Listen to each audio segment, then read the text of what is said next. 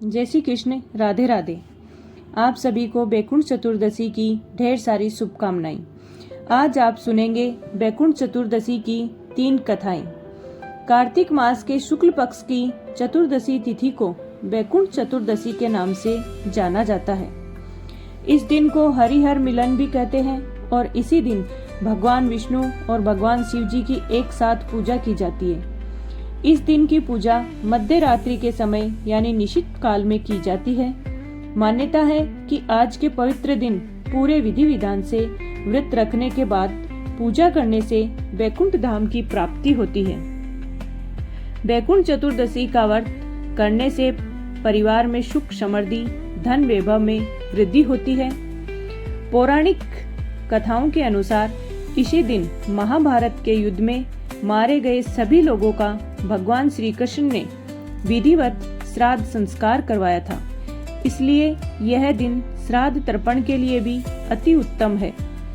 अब सुनते हैं बैकुंठ चतुर्दशी की पहली कथा। एक बार भगवान श्री हरि विष्णु भोलेनाथ का पूजन करने के लिए काशी गए। वहां पर मणिकर्णिका घाट पर स्नान करने के बाद उन्होंने 1000 स्वर्ण कमल पुष्पों से भगवान विश्वनाथ की पूजा का संकल्प लिया।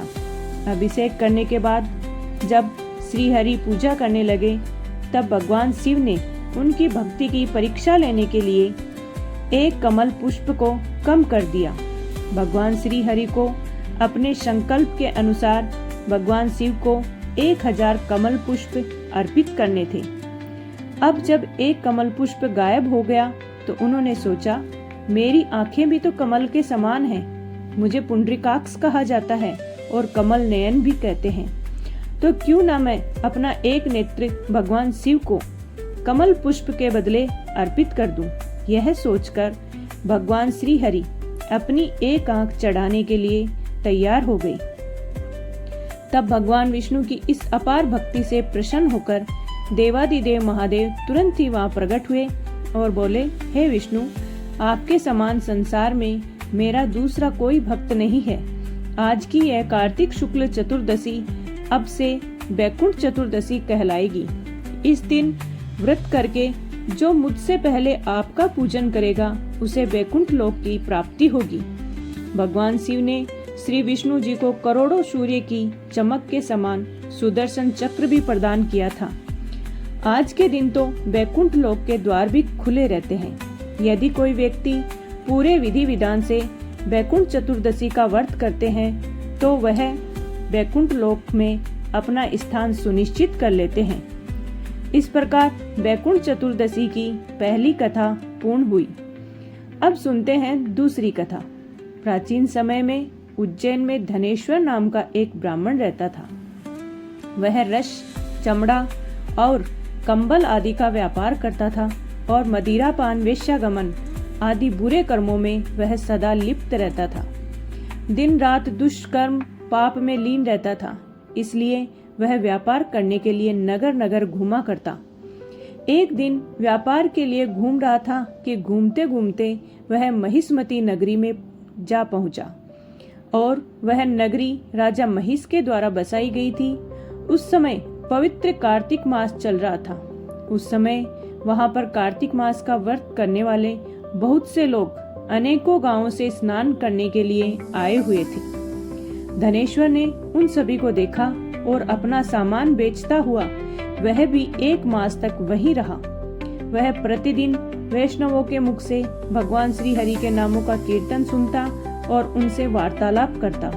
वह कार्तिक मास के व्रत के उद्यापन की विधि और जागरण भी देखता कि कैसे व्रती ब्राह्मणों और गायों को भोजन करा रहे हैं, उनको दक्षिणा आदि दे रहे हैं। उसने भगवान शंकर और भगवान विष्णु की प्रसन्नता के लिए जलते हुए दीपक भी देखे। त्रिपुर नामक राक्षस के 3 पुत्रों को भगवान शिव ने इसी तिथि को जलाया था। इसलिए भगवान शिव के भक्त इस तिथि को दीपोत्सव के रूप में मनाते हैं। इस प्रकार नर्मदा नदी के तट पर रहते हुए धनेश्वर ब्राह्मण को पूरा 1 माह बीत गया। तब एक दिन अचानक ही एक काले विषैले सांप ने उसे डस लिया, जिससे व्याकुल होकर वह अचेत होकर पृथ्वी पर गिर पड़ा। उसकी यह दशा देखकर वहां के दयालु भक्तों ने उसको चारों ओर से घेर लिया और उसके मुख में तुलसी दल मिश्रित जल के छींटे देने लगे। जब धनेश्वर के प्राण निकल गए तब यमदूतों ने आकर उसे बांध लिया और कोड़े बरसाते हुए उसे यमपुरी में ले गए। तब यमराज जी ने अपने सेनापतियों को आदेश दिया कि धनेश्वर को कुंभीपाक नरक में डाल दो। परंतु जैसे ही सेनापतियों ने धनेश्वर को कुंभीपाक नरक में ले जाकर गर्म तेल के कढ़ाई में डालना चाहा तो वह कुंड शीतल हो गया, ठंडा हो गया। यह देखकर सभी यमदूत हैरान रह गए और उन्होंने यह सारी घटना यमराज जी को बताई। ठीक उसी समय देव ऋषि नारद वहां पहुंचे और उन्होंने यमराज जी से कहा, हे सूर्य नंदन, यह ब्राह्मण नरकों का उपभोग करने योग्य नहीं है।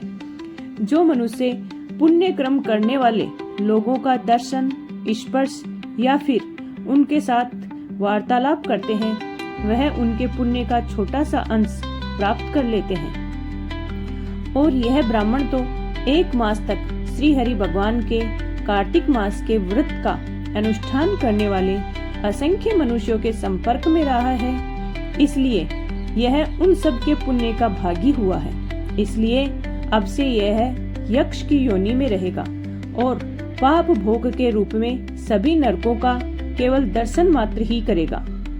तब यमराज जी ने अपने प्रेत सेनापतियों को नारद जी के कहे अनुसार धनेश्वर को सभी नरक दिखाने की आज्ञा दी और उसके पश्चात उसे यक्ष लोक में भेज दिया गया।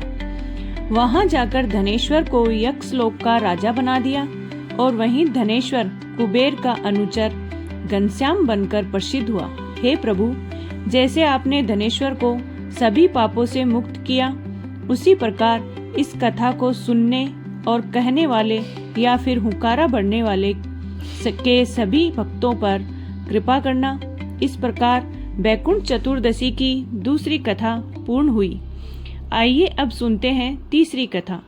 एक बार देव ऋषि नारद जी पृथ्वी लोक से घूमकर बैकुंठ लोक में गए। भगवान विष्णु ने उन्हें आदर पूर्वक बिठाया और प्रसन्न होकर उनके आने का कारण पूछा। तब नारद जी बोले, हे प्रभु, आप तो अंतर्यामी हैं, आप तो सब कुछ जानते हैं। आपने अपना नाम कृपा निधान रखा है।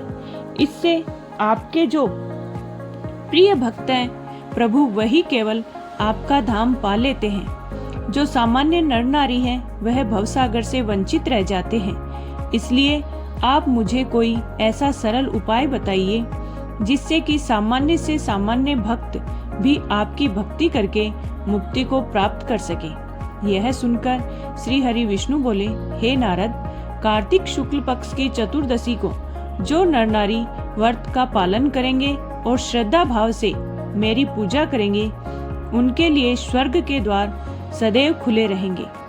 इसके बाद भगवान विष्णु ने अपने द्वारपाल जय और विजय को बुलाया और उन्हें कार्तिक चतुर्दशी को स्वर्ग के द्वार खुले रखने का आदेश दिया। साथ ही भगवान ने यह भी कहा, इस दिन जो भी भक्त मेरा नाम लेकर पूजन करेंगे वह बैकुंठ धाम को प्राप्त करेंगे। इस प्रकार बैकुंठ चतुर्दशी की तीसरी कथा भी संपूर्ण हुई। चतुर्दशी तिथि भगवान शिव को समर्पित मानी जाती है, लेकिन कार्तिक शुक्ल चतुर्दशी तिथि के दिन भगवान विष्णु का भी पूजन करने का विधान है। इस दिन को हरिहर मिलन के रूप में मनाया जाता है। आज के दिन ही भगवान शिव ने भगवान श्री विष्णु को चतुर्मास के दिनों में संभाले गए सृष्टि के संचालन का कार्यभार पुनः सौंपा था। इसलिए जो भक्त सच्चे मन से पूजा करके भगवान शिव को तुलसी जी की पत्तियां और भगवान विष्णु को बेलपत्र अर्पित करता है, उनके जीवन के सारे दुख भगवान शिव और भगवान विष्णु हर लेते हैं। आज के दिन दीपदान भी करना चाहिए। अपनी सामर्थ्य के अनुसार दीपदान करके आप बैकुंठ चतुर्दशी का पुण्य प्राप्त कर सकते हैं। यह थी आज की कथाएं। अगर आपको अच्छी लगी हो तो वीडियो को लाइक एंड शेयर जरूर करें तथा चैनल को सब्सक्राइब करना ना भूलें। जय श्री कृष्ण।